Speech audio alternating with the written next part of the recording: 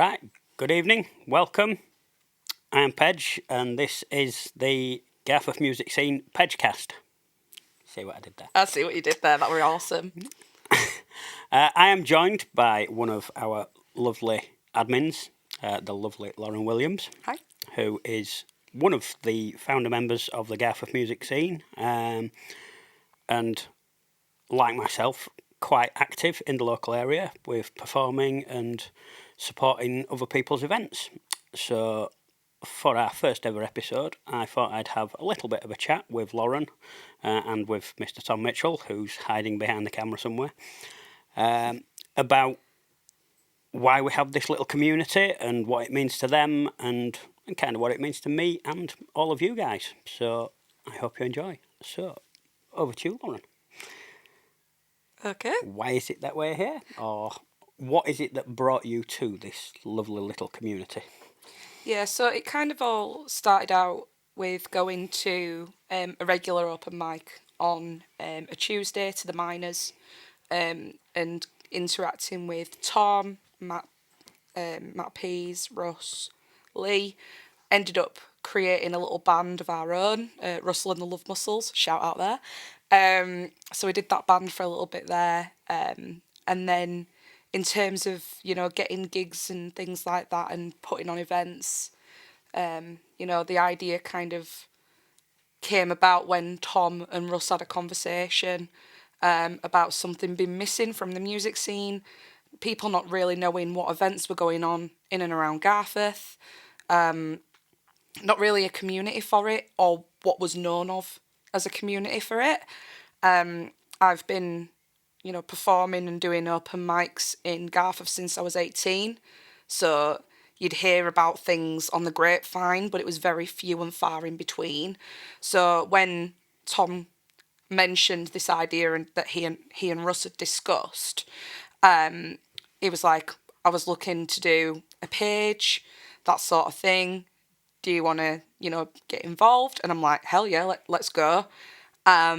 And then it ended up being a Facebook page, and then we were inviting people that we knew into the group. And then before we knew it, it just, took off, and we've got 1K followers members on the group. So it's doing really well.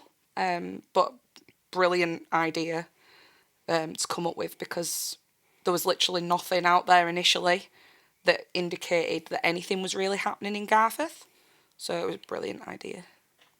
So it's such a lovely little scene that we have round here in Garforth that's sort of popped up post-COVID, really. You've got the Yard, you've got the Miners that play regular live music. We've got the open mic sort of regularly at the Yard. There's one over in Kippax on a Tuesday night that's sort of a regular thing.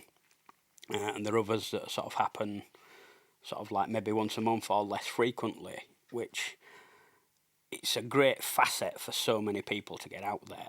I mean, I personally only started playing music during COVID, and it's become a massive, massive part of my life, that something that I'm doing on a very regular basis. I mean, I'm in this studio weekly recording songs and albums. I've started writing for other people like yourself. Yeah. And it is just such a great, and like I say, to have 1,000 members is incredible in itself, but it's such a lovely little tight-knit, friendly community. Everyone's so supportive of everybody else, and everybody sort of goes to everyone's gigs. And when we have like little events like last week at the Gaping Goose, loads of people that weren't playing still came out to watch and join in, and that's a lot of the fun of it, is that everyone sort of helps everyone out, and we have a good old laugh with it, and we all take the piss out of each other, and that's kind of what we're doing, basically. But that's part of the fun of it. It's all in a good heart, in a nice-hearted way, But that's part of the beauty of it. And I completely agree with you. I think a lot of the community is made up of the people, isn't it? It's made up of the... Tom's Tinder profile going off again.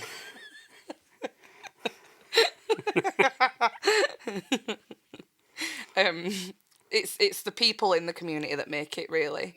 That's why it's gotten as big as it's gotten. But yeah, a lot of lovely people in the community that are really, really supportive. And, you know, for me personally as well, I like to see that the people that have been part of the music scene, seeing them progress, seeing them get better, you know, seeing them improve and, you know, confidence-wise, feeling better in themselves and, you know, seeing that change and that transition, it almost makes me proud, like a proud parent almost, because I go to these gigs, you know, for the likes of you and, you know, other people like Tom and, you know, Dan and people like that. And it's really incredible to see how far, you know, you've all come in terms of those things, you know. I know how hard you all work. I know all the behind the scenes, you know, work that goes Yeah, into well, it. So it's really good. you've done it yourself, though, haven't you? Yeah. Because you're a musician in your own right. You play guitar, you sing. Obviously, you sing a lot better than most of us. Bless you.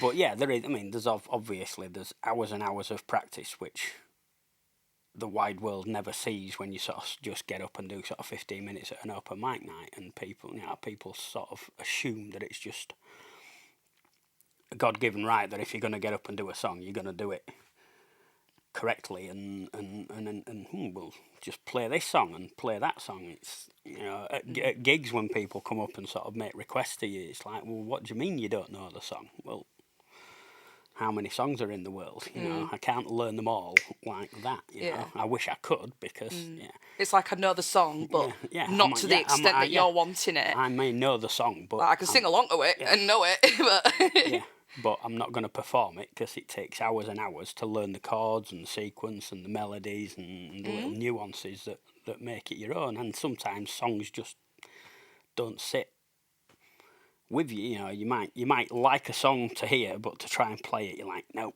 don't work, can't do it. done that so many times. I've played it through and I'm like, nah, I don't like this. Not for me. No. Yeah, if you mean, well, I find with a lot I can't key them right, so I can't get them into a key that's comfortable. So it'll go on the burn pile, which I think on that note we can draw this first episode of the Pejcast with my lovely co-host Lauren Williams. Thank you very much for joining me. Thank you for having me. We will hopefully be back in the very near future with interviews with local members of the scene, talking about sort of what music means to them and little insights into their world and travels through the world of music. So thank you for joining. Please show some love and drop down in the comments anything that you would like to hear, any bands or anyone that you'd like us to interview, and we will see what we can do. So thank you for joining. Thanks.